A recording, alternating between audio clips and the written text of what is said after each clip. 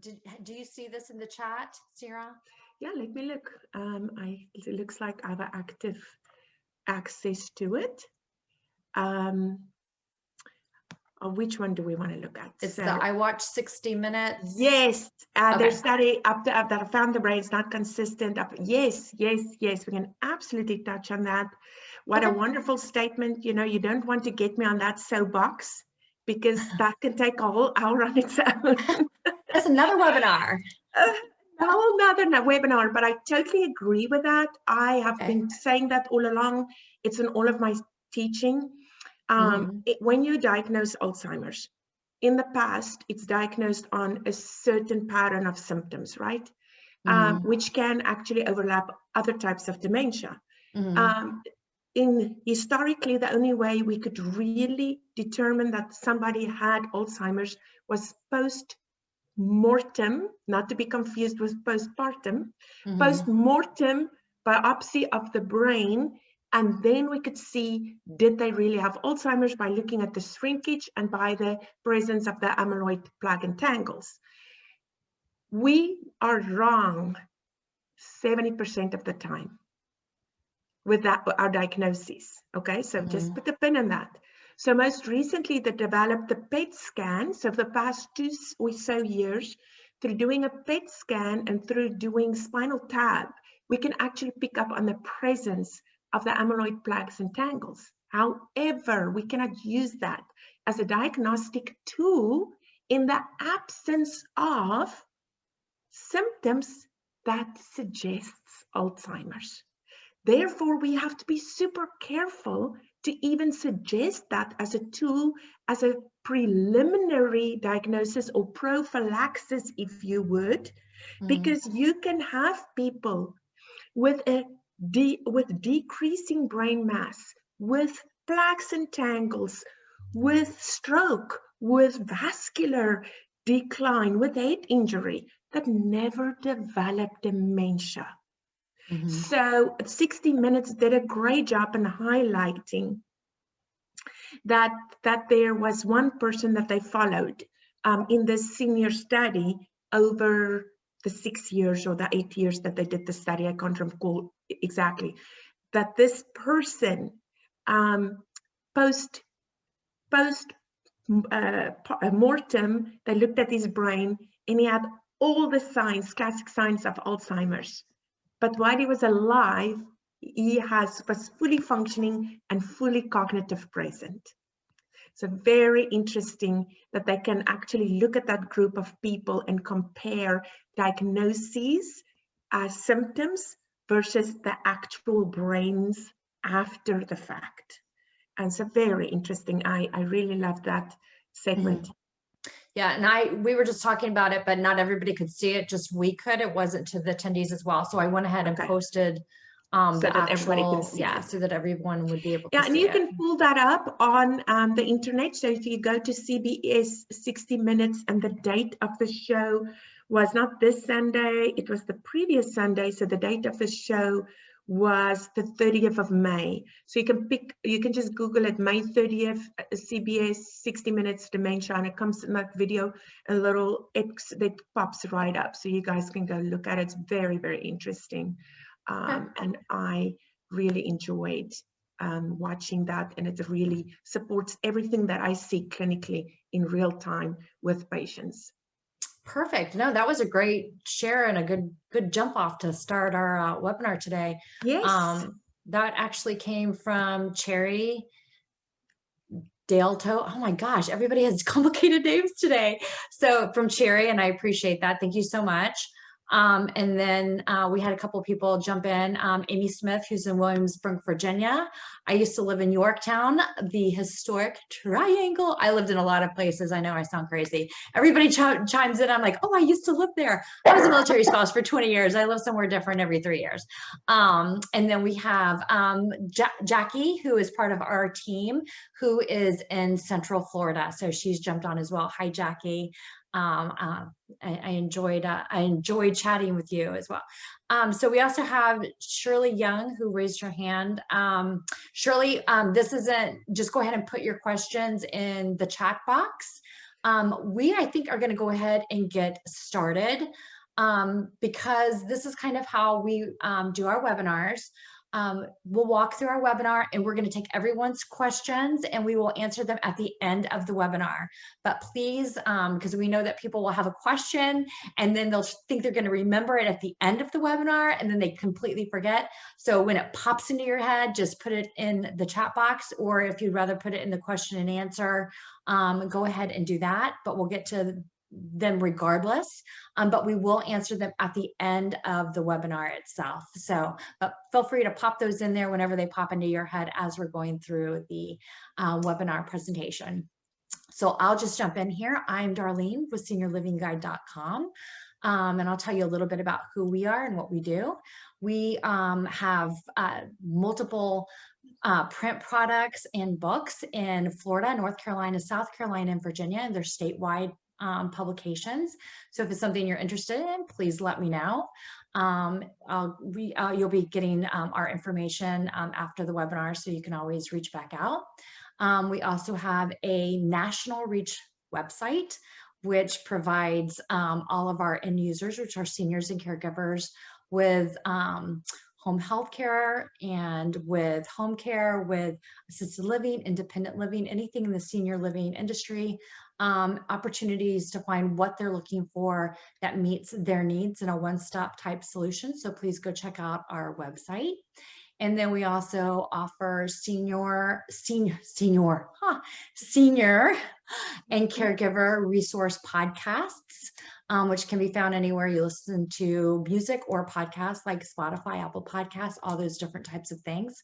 So we offer an array of opportunities for seniors and caregivers. And then, of course, we do these educational webinars for industry specific folks like yourselves. So there's all kinds of things that we do. And this is going to be recorded. So please be aware that we will be sending this out so that you can share it with your team and you can watch it later.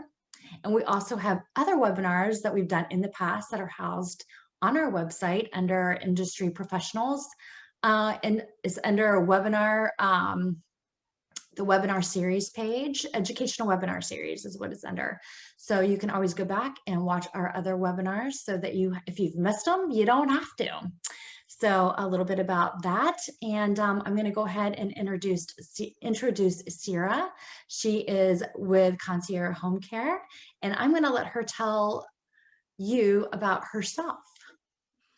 Well, thank you, Darlene, so much for allowing us to be here on this platform and join you. And dementia care is such a very sensitive and emotional loaded topic for all of us, whether we live with a loved one, whether we're a caregiver, a care partner, a healthcare provider.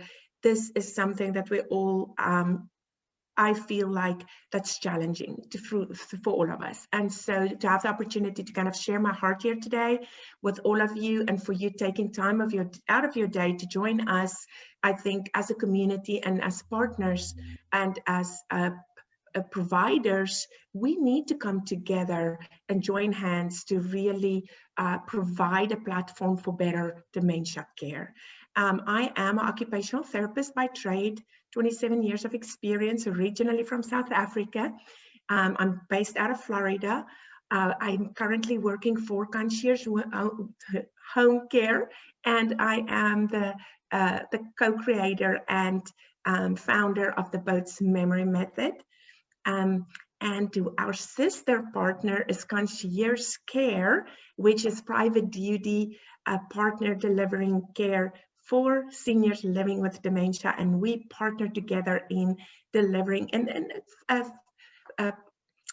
a more of an innovative way of approaching our persons living with dementia and elevating the quality of care that we're bringing to them. So today we would like to share with you some of the ways that we help our persons living with dementia connect with care partners, connect with their environment, and have those positive experiences that's so important to maintain their wellness, their safety, and their independence in the home.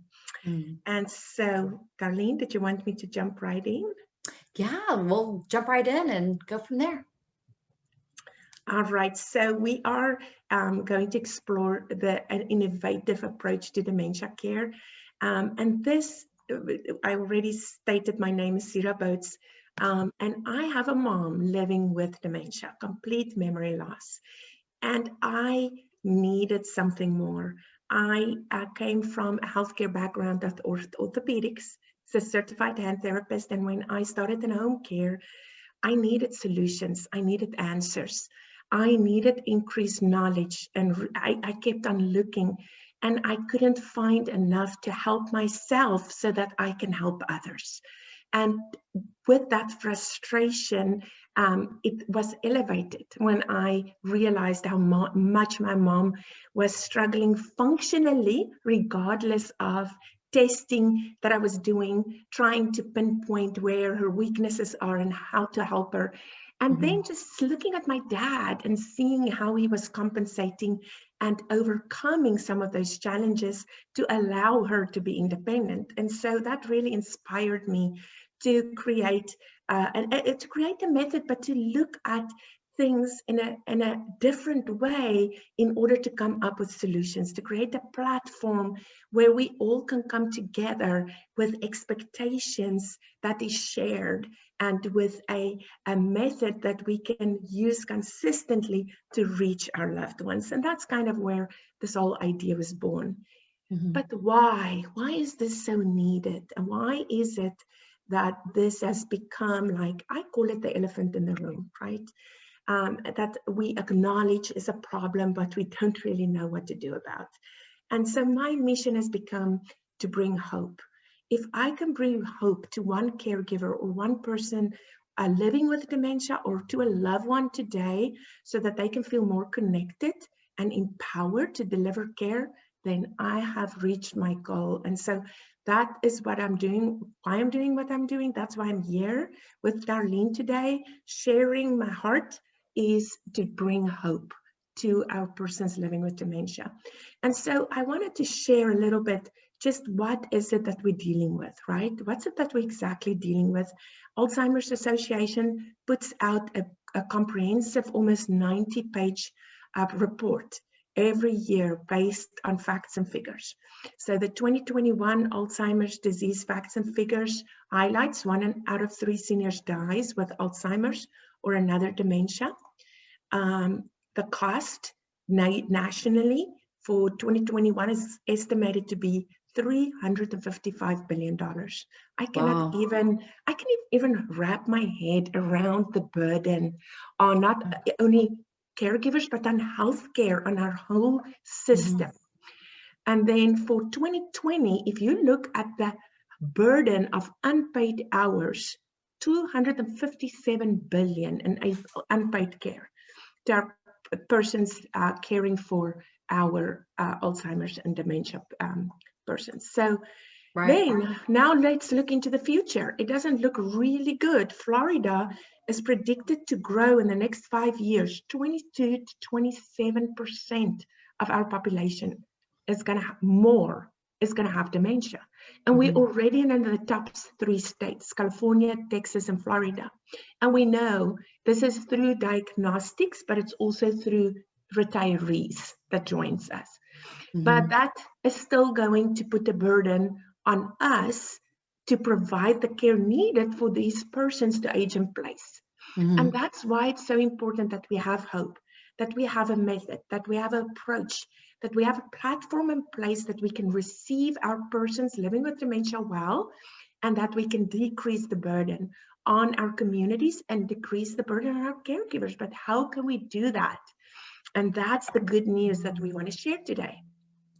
So the good news is that I believe through facilitating positive engagement for our person living with dementia, by creating a meaningful interaction between our care partner, our loved ones, and our person living with dementia, that we can accomplish several things. One being cultivating a healthy relationship, positive relationships, through us understanding and anticipating the potential challenges that our loved one may have, And through us being able to structure their environment and then be intentional in how we approach them as it relates to these innovative way that we're looking at dementia, which is the memory bouquet flower levels. And that helps us taper our approach and our expectations to meet that person where they at. And so through that, creating a roadmap. So basically pulling that curtain in that dark room to shine light on the neurocognitive decline that our person living with dementia is experiencing. But instead of evaluating someone and coming up with a number, we have created a flower level to represent the cognitive decline so that we can deliver education that makes sense to the loved one and to the care partner, and to create a language roadmap where we all meet that person where they're at in the same way, to create an environment that they can be safe and secure in, and that they can feel like they have success. And so through that demystifying process, for a Lily, is mild cognitive decline. We can maintain independence through compensation for memory loss, and we can still support this person to learn new tasks. When we look at the Daisy, which is mild dementia, we can maintain their independence. Through compensation, we can help them to learn new tasks. And the secret is repetition, reminders, routine, and simplifying those tasks so that they can succeed. And when we look at the Violet, we are going to focus on familiar tasks. We're going to demonstrate, do with our Violet, simplify, come alongside them so that they can succeed. When we get to our severe, moderate to severe dementia, our Roses, we know they're going to help them to initiate tasks after we structure the environment correctly. We're going to keep it super simple. And then at our end stage dementia, we know that our care partner is now going to start to carry the most of the burden to take care of this person, but we can still provide sensory stimulation and engagement to create connections between the loved one, the care partner, and that person, and also to increase quality of life for that person. So this is just a high-level approach that we've created to establish connections. And this is where our team members, our care partners at Concierge Care, when we go out in the community, we are able to use this approach to help bridge that gap between the actual dementia diagnosis and between the ability to be functional in the home, to have that connection with our environment. And that's where the void is at, is our persons go home with a dementia diagnosis, but what do we do with that? How do we connect that diagnosis? How do we get to the bottom of the challenges and then teach our care partners in a way that makes sense to them? Right. So that's how we're using the flower levels. But here's another part of the good news that really excites me. And that is, if we can meet our persons where they're at, we can deliver evidence-based methods and insert it into their day to optimize their cognitive ability and to keep their cognition at the highest level for as long as possible. And we don't talk about that enough, that the brain is an organ like the rest of the body. Like we talk about heart health and lung health and bladder health, but we need to spend more time about optimizing brain health. Dementia, the diagnosis of that dementia. I like that. Yeah. That is just a label. Let's pull that label off. Let's talk about neurocognitive decline. Let's talk about how far are we down that process of decline.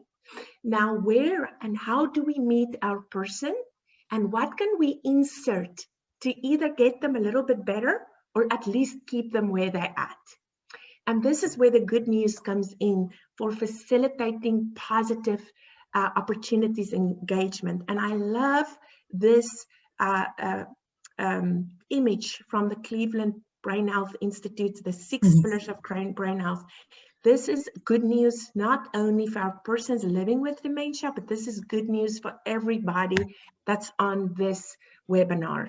When I go out and teach and connect with communities, I always ask by raise of hands, who of you are scared of developing dementia? And without fail, I would say 95% of the room raise their hands, right? Absolutely. Who is it? I mean, you came out of the gate with 1 in 3 adults. Yes, ma'am. That's huge. If there's 150 of us on this webinar, then 50 of us is going to end up with dementia one day. That's scary. Who's it's very that scary. Be? Every third person on this webinar. Especially if you've had a family member, that makes you even more susceptible. Yes. Amen. Amen. And so I believe that we have to go upstream. We need to create a safe space where not only our persons living with mild cognitive disease can come out and say, I am living with memory loss, and I'm not scared to say it because I understand where I'm at in my dementia walk, and I know how to empower myself to maintain my cognition, to set up my environment, and to be in control of who I am and what's happening in my environment. And I believe that if our caregivers realize, and if our communities realize, there's things that we can do to empower ourselves to take control of our brain health. There's things we can do. Don't ignore that early red flags of memory loss and confusion and judgment and personality changes. Let's address it there on. We're not going to ignore blood pressure changes. We're not going to ignore AFib. You know, we can take charge. We're not going to ignore bladder changes and chronic UTIs. So why are we ignoring early brain changes? So I really believe by moving upstream and empowering our communities that we can continue to have positive connections with loved ones living with dementia, and that we can turn that cognitive decline around if we can catch it early.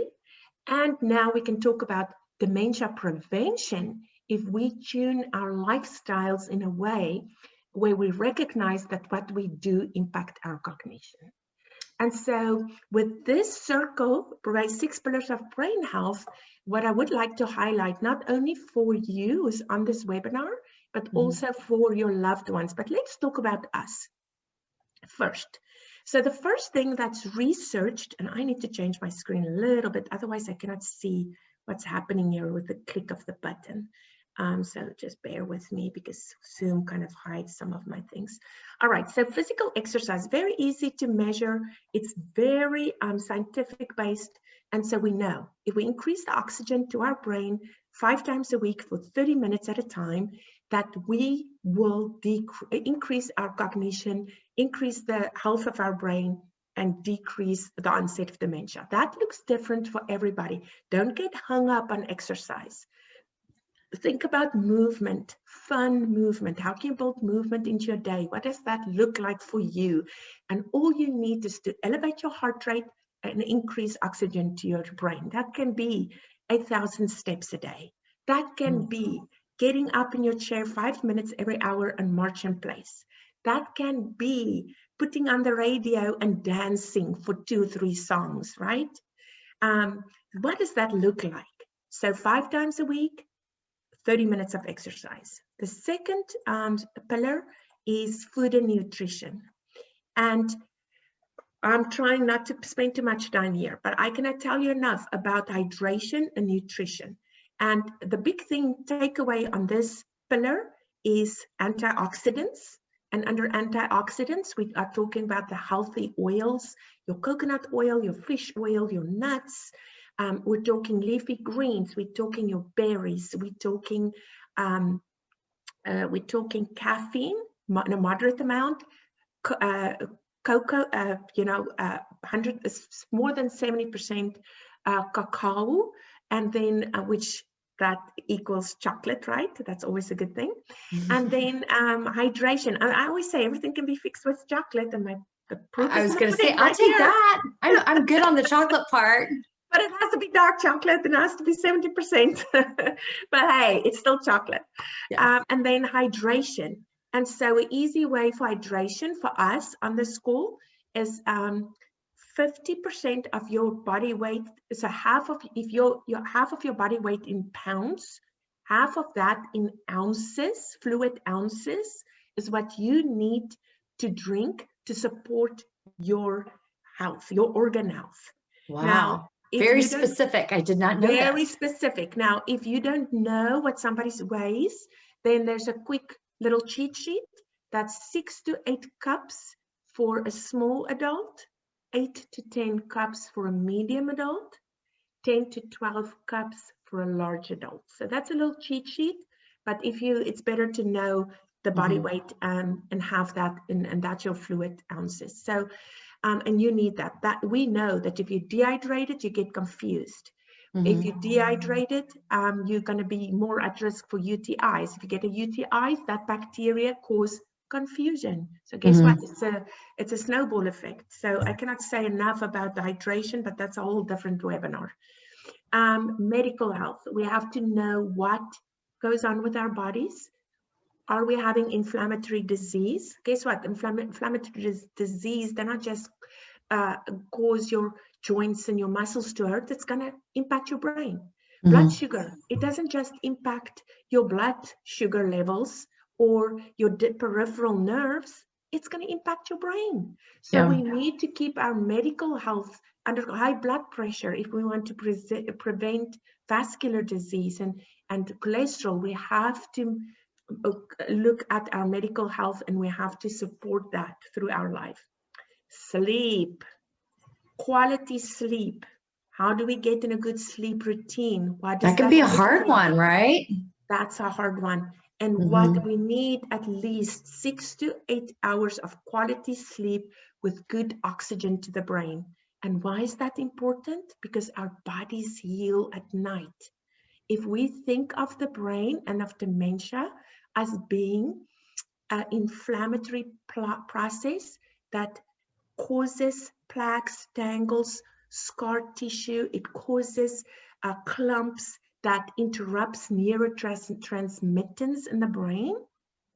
One of the cures is sleep. And we know that there's a lot of there is intertwined with anxiety, depression, sleep disturbances, which they link to Lewy bodies disease.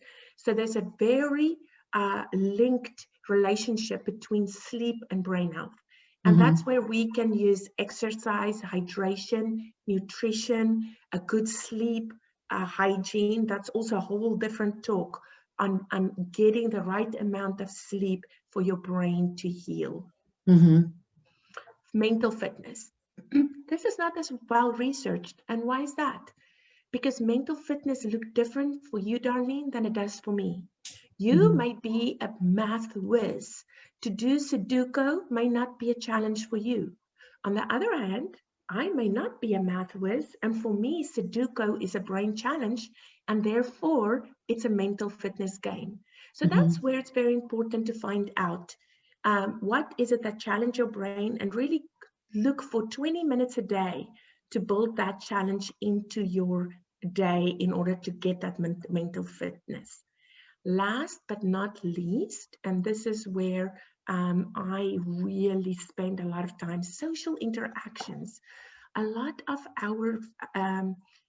our individuals living with dementia last year during the pandemic, they didn't die from COVID, they died from isolation. And why is that? Because they didn't have social interaction.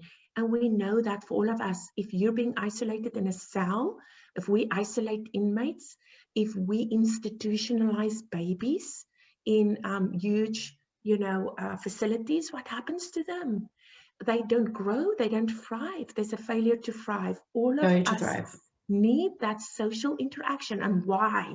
So we'll get to that next. These pillars of brain health, there's a reason why it supports brain health, because all of these pieces supports the 4 hormones, the neurotransmitters that helps our brain to function. If we know how to reach our person living with dementia, if we know how to approach them, if we can connect with them, we will be able to release those feel-good hormones that support our relationships. So, in the next slide, I want to share with you, if I can, let's see, I have a little hiccup. There it is. And so the first reward chemical is dopamine. So we talked about it here, it's enjoying food and drink. This is one pillar of brain health. If we can successfully support our loved one with hydration and nutrition throughout the day and their self-care activities, we're stimulating dopamine, the reward chemical that allows our loved one to try it again and do it again. And that's what we as humans do. We want to be successful. That's what motivates us to go at it. That's what motivates us to get out of bed. And that's the same with our dementia patients. They want to feel successful. And so completing any task release dopamine. Oxytocin, this is when we talk about social interaction.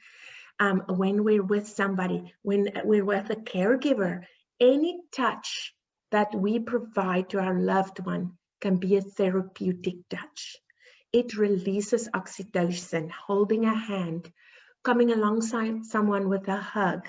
When they're holding their blanket, their comfort blanket, they're getting that deep pressure, that's oxytocin. When they are holding a soft toy or their blankie, that's self-soothing for our smaller kids, right? Releasing oxytocin.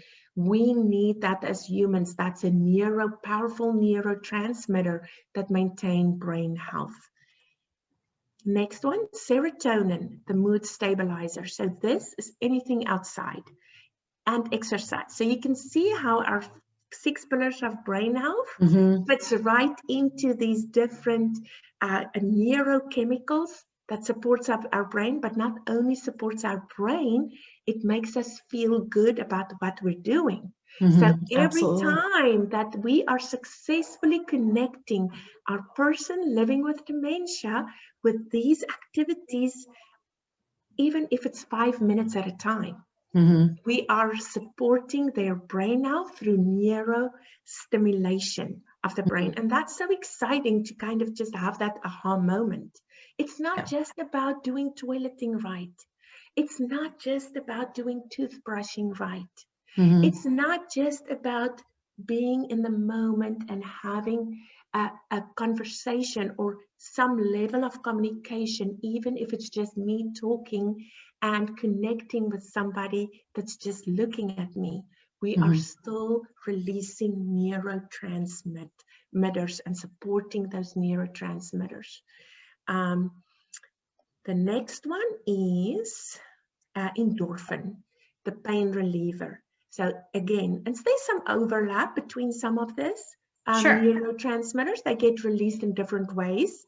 Exercise, physical activity, laughter, telling a joke, looking at comic strips, looking at funny pictures, music. That's a whole different webinar.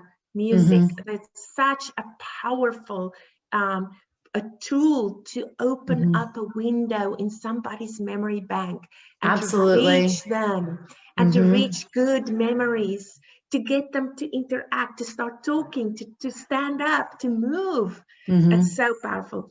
Essential oils, also a whole talk on its own. How can we use scents and smells to anchor our person in reality and to connect them with the activity that makes them feel good? And there we are, chocolate. Take that one all day long. I have to slide it in there. I'm going to the store after this webinar. Well, listen, my dad absolutely believed in eating 2 pieces of dark chocolate every evening. And there's lots of research between dark chocolate, even coffee, because that neurotransmitters helps us to wake up, helps us to focus, help us to connect with the task, as long as anything else, done in moderation, right? So here I'm going to just hover a little bit. It's all fine and dandy and good to know about about the pillars of brain health, to know about releasing the feel-good hormones. But how do I approach my person living with dementia, especially if they are kind of on a downhill movement to where we can still establish these connections? So I'm going to just leave you with a few tips here, because there's so much information out there. My first thing is always enter into your person's reality, whatever that may be. Meet them where they're at, because that is where they're going to feel safe and secure. Don't deny their reality. We have to meet them where they're at. I think acknowledge that. This is the hardest thing, I think, for most people. Yes. To do. And I know you and I were talking about this yesterday, that we're happy to do that with children. Yes. I was telling the story, my son, for a year nearly, convinced or would tell people that, he's 3 years old. My daughter's 5 years older, would go to school. We take her to school every day. That he told people he went to race car school every day. And he would tell people it was this old car lot with those checkered NASCAR flags. That was his school. And we all went with it. We all said, yeah, you go to this race car school. And we played along with it. Yes, Dave, you go to this school. And nobody thought anything of it. But for some reason, with adults that have dementia or Alzheimer's that really are in that same reality, you want to argue with that because they're adults.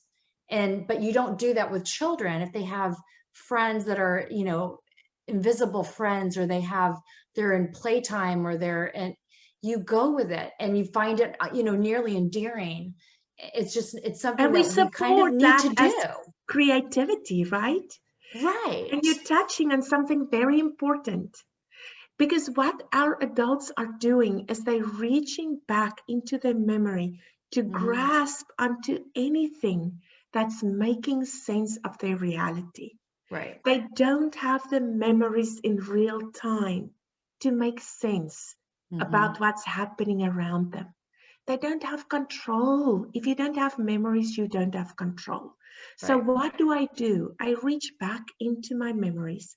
I pull out a safe place or a good place or a significant place, because it might be a negative place. And I use that to see if I can control what's happening to me, because I cannot make sense out of it, because I don't have enough memories for today to know what is happening. And I need for you to meet me there and then serve as my anchor, right? So that we together can move to the next thing. Right.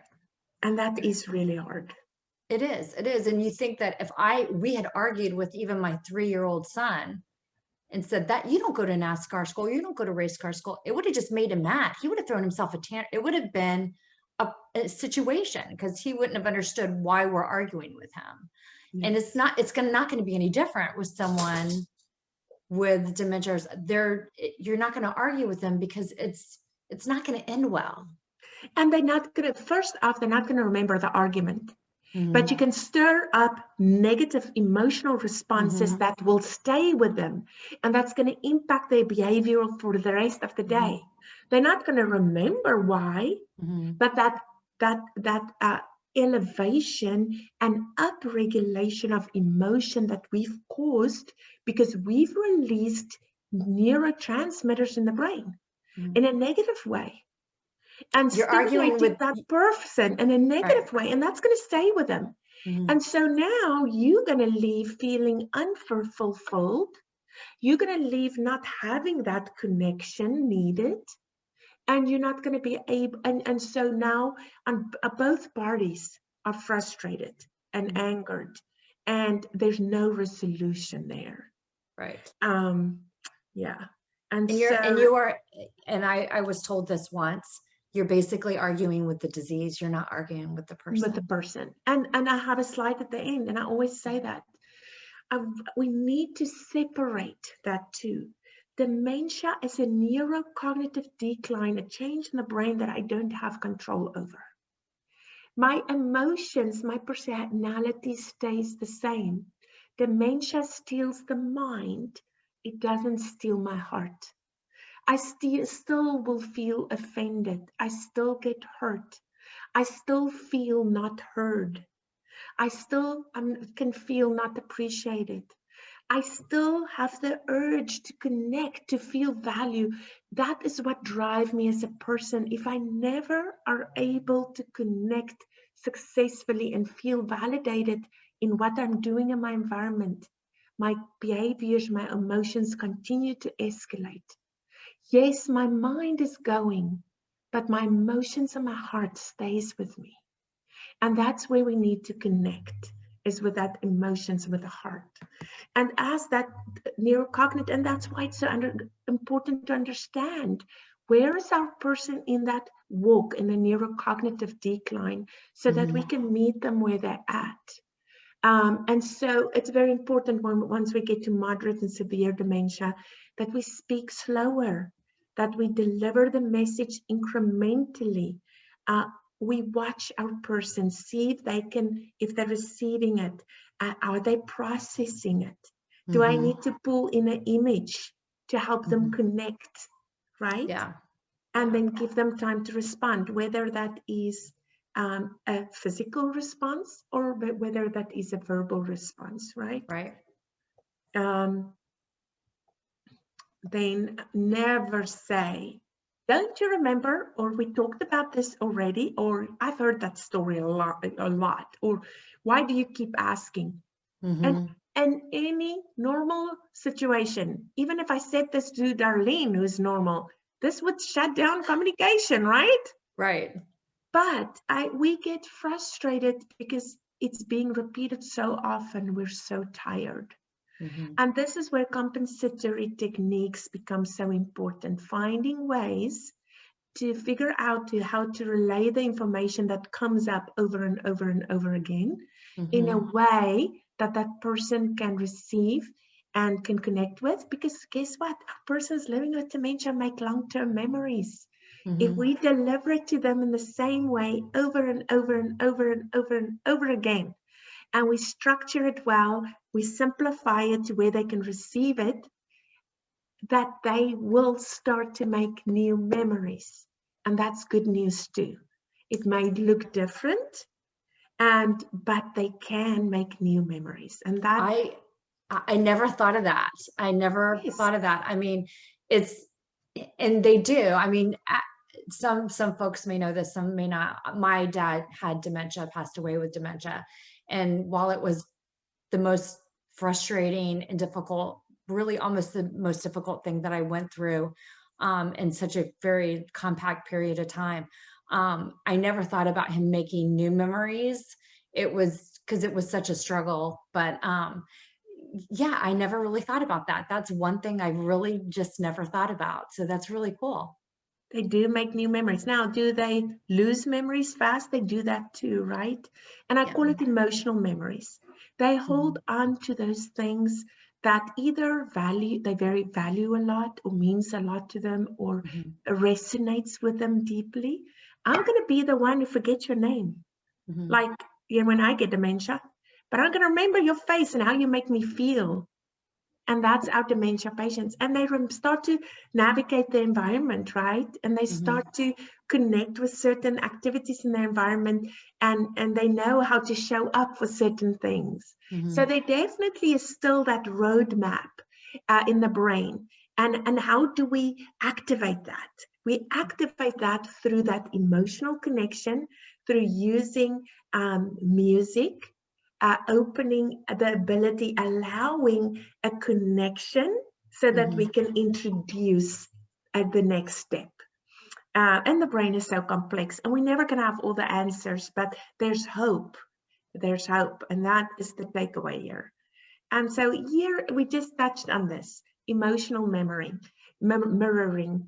So, well, there's two things I talk about. I talk about emotional memory. Those are the things we hold on to, like my mom's love for coffee. She came from South Africa, visited me. She could remember nothing in my house. She could remember nothing I'd tell her. But guess what? She remembered the coffee cabinet. She knew how to get there. She knew how to make her coffee. Did she remember to drink it? No. She would carry it with her and put it down everywhere and not remember she made it. And so I call that emotional memory. Now, emotional mirroring is where we have to remember to check our emotions at the door. We need to remember that because our persons don't have short-term memory, they don't have filters, they fall back on their amygdala, on that primal emotional response unit in our brain. And the only method that they have, the only barometer that they have to gauge what's happening in the situation is emotions. So if we come in stressed, agitated, irritated, tired, they're going to feed off of that. We need to come in ready to support them, to meet them where they're at with TLC, with grace, and that's where they make that connection, where they feel safe and supported, and ready to receive the next step. So the good news again is that our persons are capable and able, but are we willing to meet them where they're at? Because they can learn, they can communicate, whether that is through body language, facial expressions, words. They can follow instructions. We just need to match our instructions to their ability, and they can physically improve. And we hope that through the innovative way of attaching a flower level to a neurocognitive decline, that we can create a communication platform and a roadmap for all our care partners and our loved ones to be able to connect and create those positive responses with our loved ones. And this is what we talked about before. Dementia may steal your mind, but it will not steal your heart. And are we ready for some questions? Yeah, so I did have a question. What about using, do you remember? Is this an acceptable question? They don't remember. So, and in a lily and a daisy stage, that may be frustrating for them. So mild cognitive decline and mild dementia, because they know that there's something wrong. And when we point that out, that's already going to flare they're going to flare up that negative emotional response. When you get to a violet, a rose, and a day, and then the bouquet level, and moderate, severe, and end-stage dementia, they're not even going to remember you said that, and it's not going to matter. But I would just keep that out of the conversation. I would focus on the positive thing. I would not even expect that there would be short-term memory. I would leave that out of my communication. Because what are you trying to facilitate if you say that? Do you remember, right?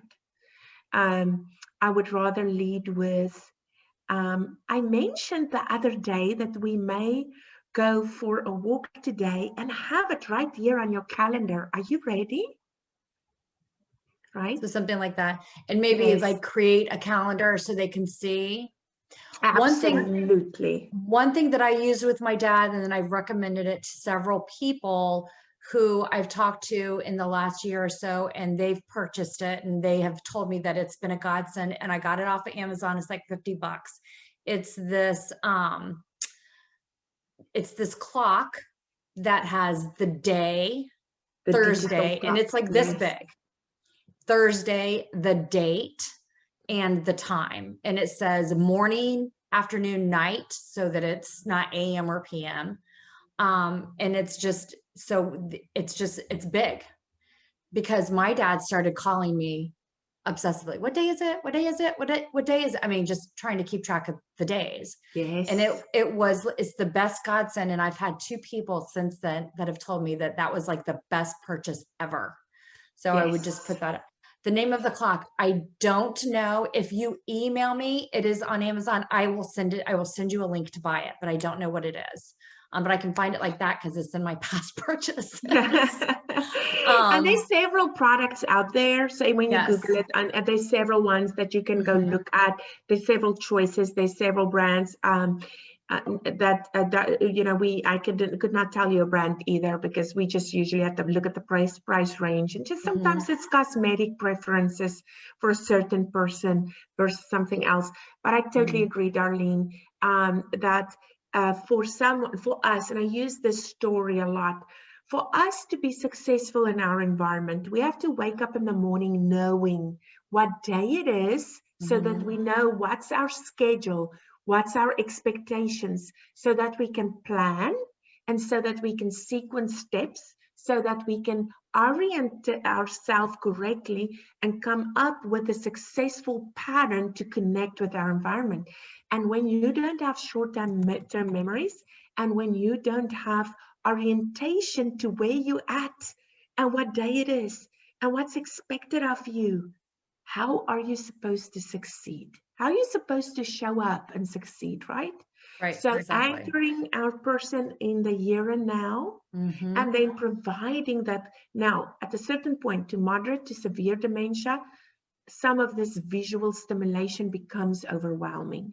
It just kind of melts into the background. They're not able to pick out the information, and it really becomes more caregiver driven.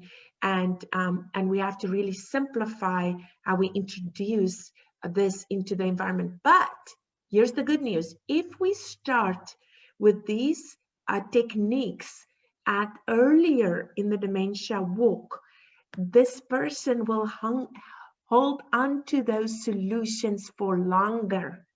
I cannot introduce these new solutions to a moderate to severe dementia patients because they cannot receive it. Well, right. I have to keep with the known. Right. But if I start inserting these solutions higher up in the before, where my person can receive it, can learn new strategies and new techniques, not only am I maintaining their cognitive level, but I'm allowing them to have techniques that they can carry with them as they decline. Right. And so that's why it's so important that we really acknowledge that problem and start inserting interventions quickly. So I wanted to answer a couple questions. So I had the questions, will this be recorded and shared with participants? The answer is yes. So please be prepared. I will email the link out to this. So you'll have my contact information and also Sira's as well. So that's really great news for everyone. So I have all your emails from the webinar. And then I had the question from Diane: how can a dementia patient who is always refusing to take her bath? You know, if we had a magic wand, that is the hardest thing ever. I can tell you, higher up mild dementia, you want to have a calendar. You want to have that person is perfectly able to pick a day that they want to take a bath. You want to do it consistently on that day. You want to prep them, remind them, make sure they have a comfortable environment, make sure they feel safe. If it's a higher level dementia patient, they just need a reminder, and they need a visual reminder, and it needs to be something that they can look at and see, oh yeah, you're right. I took a shower on Tuesday and it's now Friday, and I do have here, it's 3 o'clock and I have to take a shower, and okay, I'll go and do it, right? So sometimes it's putting that person in control so that they can see and know what the expectation is, and giving that reminders of when that needs to happen. Now, when you start to get to moderate to severe dementia, I recommend that you introduce that activity in the same way at the same time over and over and over and over again. And eventually the first 2 weeks are going to be hard. It's like a baby in a new sleep routine. You need to stick with that. You have to deliver it in a way that makes sense. So sometimes it's when I wake up in the morning, good morning, it's time for your bath and we're going to get dressed for the day. and you already have everything set up, and you walk into the bathroom, and there is the pretty curtain with a pretty towel, something that smells good if it's a female, or but you introduce it in a non-threatening way, and you do it at the same time of day, every single day, over and over and over again. Build it into the routine. And guess what? If they miss 1 or 2 days, it's not going to matter, because you're doing it every day. Then the other thing is, if you have somebody that's already have negative experiences in the bathroom because we have forced them, and then now they already have that negative emotional experience, or maybe they've fallen in the bathroom, then I would suggest we do it differently. We either switch to a different bathroom, or we insert it's time to use the potty, especially when they first get up in the morning, and we go into the bathroom, and when we're on the toilet, let's clean before we get dressed. And why we on that makes sense, because my pants are already down, and I know that cleaning is part of the process. So now we can touch on that personal hygiene areas, perennial care. We can quickly do a clean face, maybe armpits, feet. We rarely have to wash our persons living with dementia head to toe all the time. But if it's included in a structured routine, they are moderate to severe, and they get used to that routine, the same caregiver set up in the same way, and we have some positive emotions behind it, music, aromatherapy, touch, a soft towel, taking it slow, doing it at a time of day that makes sense for that person, not for me, but for that person. That is where the secret is at. But then the other things is like a bidet. Sometimes it helps to have a bidet, so that when you have somebody that you have a hard time with bowel movements, guess what? Every time we use the potty, we can use that bidet to wash our bottom clean and then dry. And now we've taken care of the most of our hygiene, right? And so now, if maybe we can just use a shower cap. There's some wonderful shampoo caps out there, that you put the shampoo cap on and massage the head and have some clean hair. And in between, we use some dry shampoo. And if it's somebody that enjoys the hairdresser, or that's a treat for, let's schedule them once a week at the hairdresser. And the rest of the time we do the bidet and the sponge bath on the toilet, because that's good enough, right? Yeah, the bidet is a good solution. I had not thought of that. Phenomenal for our when we start dealing with incontinence, to keep the perennial area clean. Yeah. So I have a couple more that have come in. So many questions. So That's I have good. Shirley, who says it's not a question, but she says, but she's been utilizing your format and just recently is introducing the attendees to read using audiobooks.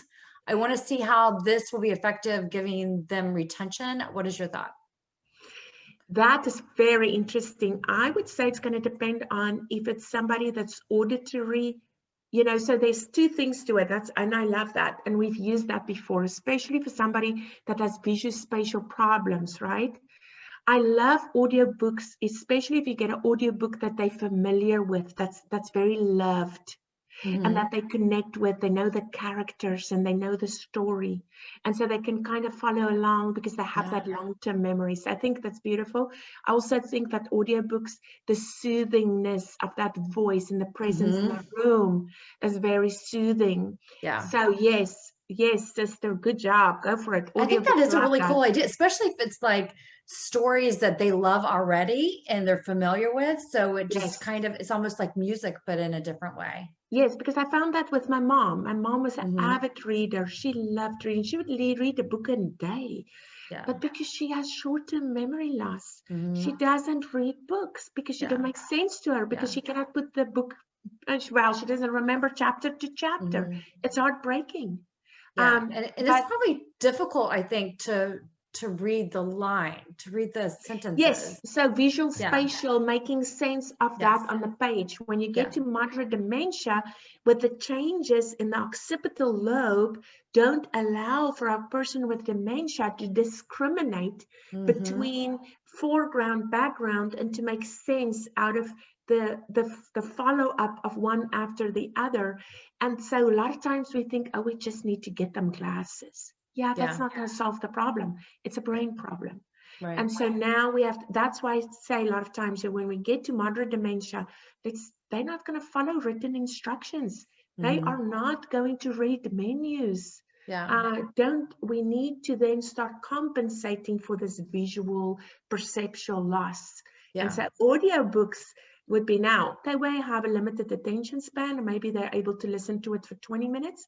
Maybe they remember or they don't, but we're still supporting that neurocognitive transmitters, right? So yeah, very nice. Okay. And then I have one from Ruth, who is, I love Ruth to death. I know who Ruth is. She asked, would you discourage a shower at the end of the day in preparation for bedtime? Absolutely not. Okay. I am an evening shower. I want to smell pretty when I get in bed, okay? And I don't want my sheets to smell like, yeah. So yeah, I think it's just based on the person. I use the morning as an easy routine suggestion. It can be, but it has to make sense. Don't go pull somebody out of a fun activity to take a shower. I wouldn't do it, right?